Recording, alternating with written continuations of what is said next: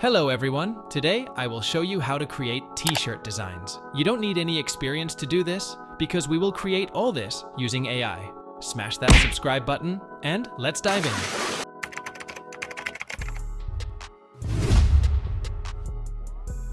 First, we need to create the design.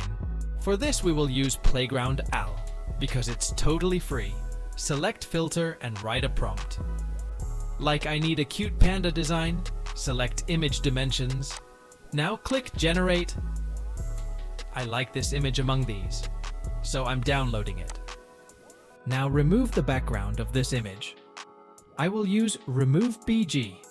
Open this website and upload your image. Wait a few seconds. Now the background of the image is removed. Download the image now.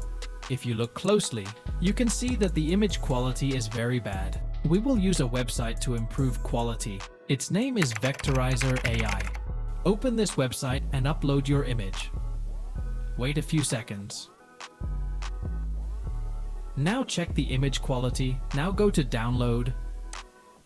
You can download all the files one by one if you want, because you can attach the design when you sell it. That's it for today. In my next video, I will show how you can sell designs. Thanks for watching today. Make sure to subscribe for more like this in the future.